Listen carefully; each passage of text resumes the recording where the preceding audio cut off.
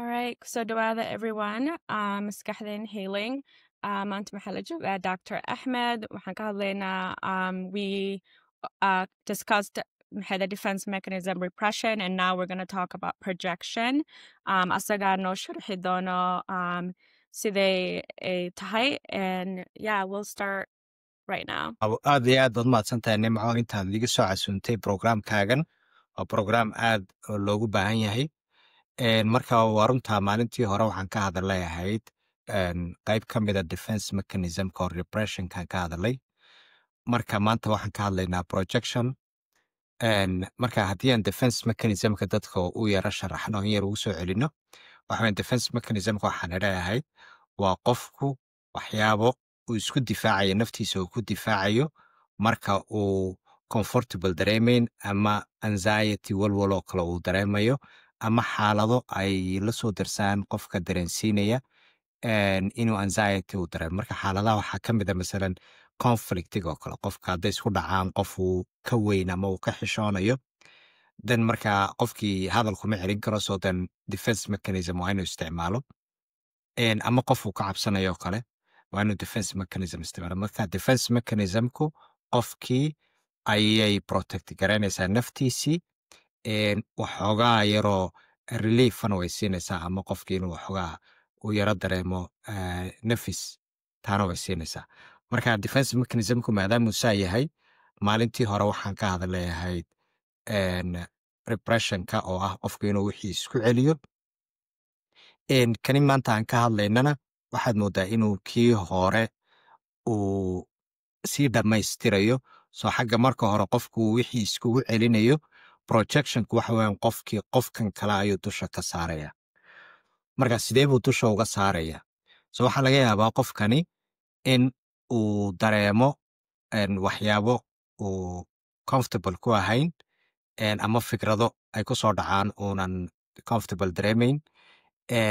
ama isaga laftigiisaba ay jirkiisa dareemahayaan oo dareemadii uunan rabin in la arko so marka waxyaabo kaluu samaynayayo wixii uu isku dareemayo comfortable so marka tusaaladan soo qaatoo kale waxaa ka mid a masalan qof baa kalsooni darre naftiisa ay haysaa markay naftiisa kalsooni darre hayso waxaa laga yaabaa in qof kale uu hadal caadiya iska yidhaahdo walaahi in maraykanka dadka miisaan baa kora qofkani marka maadaama isaguna isku kalsoonayn oo uu marka hore ka cabsanayay inuu masalan qof qurux badan uun ahayn oo kale inuu yidhaahdo markaaba soo boodu yidhaahdo dadka maraykanka miisaan koray adi maxaa kaa galay maxaa waxaa ku geliyey oo halkii dagaal ka bilaabo qofkanina uu markaa yaabuu yidhaahdo alla maysaa kama wadina anugu waxaan ka waday uun waddankan cuntooyinka la cuno caafimaad maaho markaa miisaan badan baa dadka ay korsiinayaan soomaaliduna I think projectionka way lahaydoo waxoogaa markaad mahmaada u fiirsatid waxaa la oran jiray hadal nina si u yidhi nina si u qaaday so marka qofkan caadigii waxyaaba uu caadi u yidhi ayuu kani kale maadaama isaga gudihiisa uu dareemo kale ay ka guuxayeen ayuu markaa wixii qofkan uu dusha ka saaraya even though qofkan kale uuna waxan una warwayn marka projectionku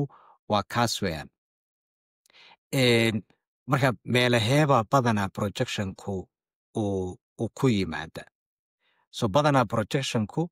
wuxuu ku yimaadaa masalan example ahaan infidelity masalan qofku hadduu qof kale uu jiid garaynayo kale ama uu khiyaamayo kale maadaama isagii uu guilty dareemayo oo uu isagii isceebaysanayo naftiisii dan waxaa laga yaabaa inuu qofkan kale maanta dhan uu ku aadayo yidhaahdo khayn baa tahay naaga kalaad hoosta ka wadataa kanaad hoosta ka wadataa ama niman kalaad hoosta ka wadataa wax saasa inuu yidhaahdo because guiltigii uu isagu dareemayey ayuu qofkan dusha ka saaraya qofkan buu ku project garaynaya so taasi waa hal example kale waxa weeyaan anger ama hostilityga qofku masalan hadduu isagu xanaaqsan yahay wax ka xanaaqsan yahay marka uu diidaya in la yidhaahdo qof xanaaqsan oo dagaalamaya tahay marka badanaa waxaa laga yaaba inuu qofkan kale uu dusha ka saaro oo yidhaahdo xanaaqa qofkan baa igu kicinaya iyo isagaa ii xanaaqaya iyo waxyaaba saasa inuu idhaaho qofkii kale uu dusha ka saaro wixii uu isagu dareemayey saan hore usoo sheegnay iyadana insecurityga jirta qofku haddii uu masalan naftiisa una ku kalsoonayn oo kale then waxaa laga yaabaa qof soo eegoo kale inuu yidhaahdo maxaad dadka ka soo eegaysaa maxaad indhaasaa ugu taagaysaa qof xun baa tahay kanaad tahay taasina iyadoo ka imanayso eegitaanka qofkan maaha laakiin ka imanayso isagu inuu naftiisii kalsooni unu ku qabin oo haddii qofkiiba uu soo eego u qaadanayo in isagii lala yaaban yahay ama wax laga sheegay marka exambaladaayoo kale ayaa projectionka tusaalooyin u ah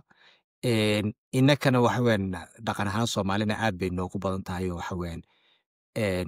de qofku isagoona waxba ku weydiin buu waxyaabo maskaxdiisa ka dhex guuxaya ayuu adiga dushi kaa saaraya oo koornaya adigu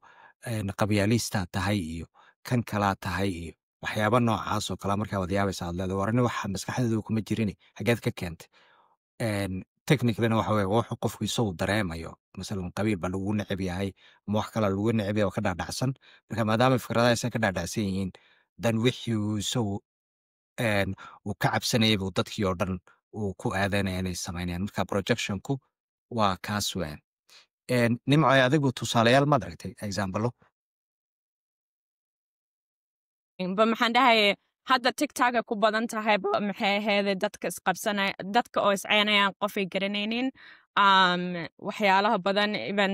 waxaa ku jiro like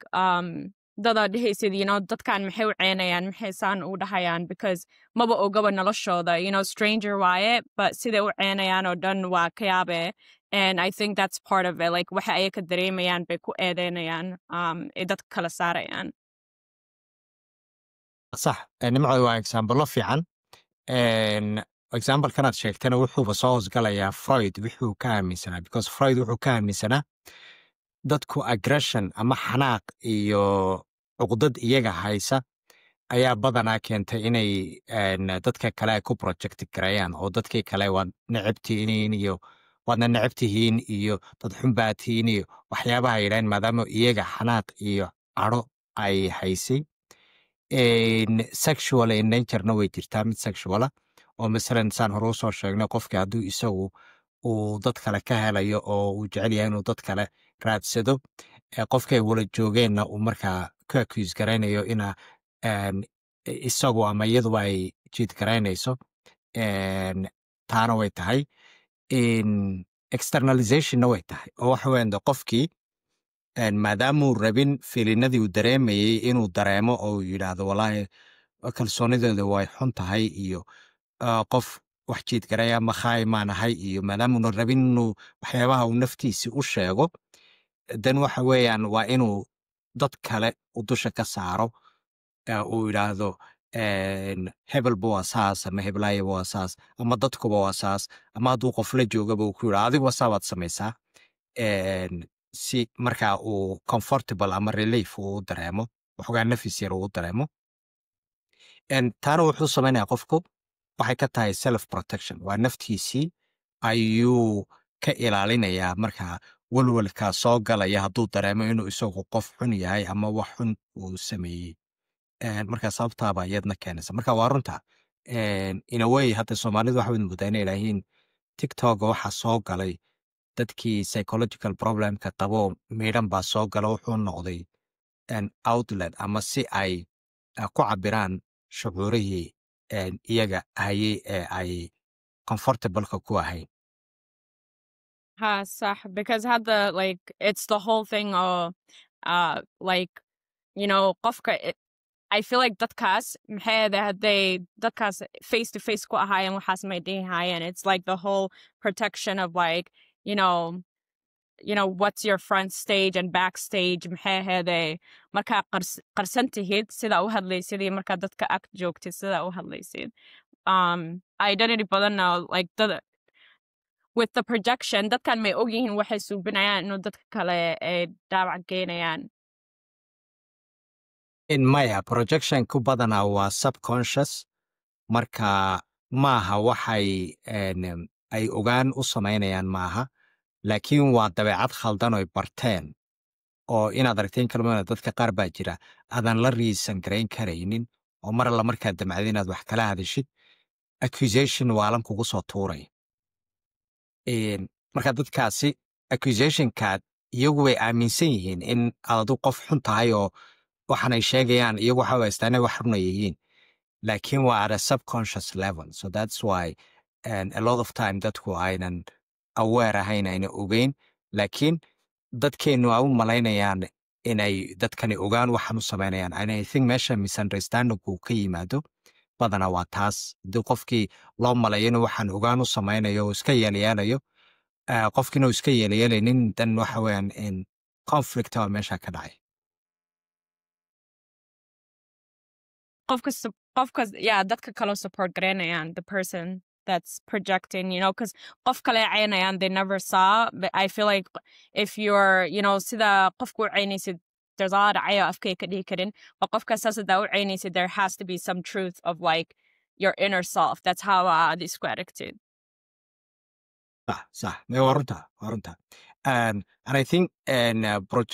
projectionka haddii dadku ay aad u isticmaalaan dhowr dhibaatay keenayaan marka mid waxa weeyaan relationshipka masalan qofka marka ay qofkan isqabaan ama qofkani markay family waalid iyo walaalo isku yihiin then relationshipkaas waxay noqonaysaa relationship ayna dadku is-trust garaynin ama is-aaminaynin ama inta badan argument ama dood badan oo bilaa macno ah ay meeshii ku badanayso accusation badan qofkii dadkii ay accuse garaynayaan marka relationship badan oo nooca ka buuxday noqonaysaa relationshipkii hadday labadii qof ay yihiin laba qof oo isqaboo kale ama dad family hadday yihiin problemka kale ay leedahay waxa weeyaan qofkii problemkiisi intuu address garayn lahaa masalan self esteemka uu qaboo kale xaggu odhan lahaa bal kalsoonida nafteeda aan soo celiyo iyo maxaan sameeyaan ku soo celiyo xaggu odhan lahaa hadduu yidhaahdo dadkan iyagaa waalan iyo iyagaa si xun iyo arka iyo iyagaa inacab iyo wax saas hadduu projectionka uu sameeyo then waxay ka celinaysaa tii inuu problemkii uu root causka ama gunta uu wax ka qabto oo uu isagu naftiisii uu wax ka qabto iyo inuu de horumar gaadho oo growthna uu sameeyo taana way ka celinaysaa so marka projectionku ama defense mechanismku that's one of their problem waa mid ka mid a dhibaatooyinkooda ta kale iyadna muhiimka waxa weeyaan blame shifting so waxa weeyaan qofkii intuu odhan lahaa wallaahi bal aniga naftayda waa inaan canaanto oo aan naftayda koriyo ama wax u qabto xaggu odhan lahaa waxaa laga yaabaa inuu dadka kale oo dusha ka saaro uu yidhaahdo aniga waa lay neceb yahay iyo dadkani iyagaa qaylo badan iyo dadkani iyagaa dagaal badan iyo relationship hadday ku jiraan oo kale uu yidhaahdo qofkani isagaa jiid garaynaya ama isagaa naga kala egeegaya ama iyadaa nin kala egeegaysa wax saas uu yidhaahdo marka blamekii uu shift garayo oo wixii uu ku dusha ka saaro qofka kale ee la jooga ama nolosha wadaagaya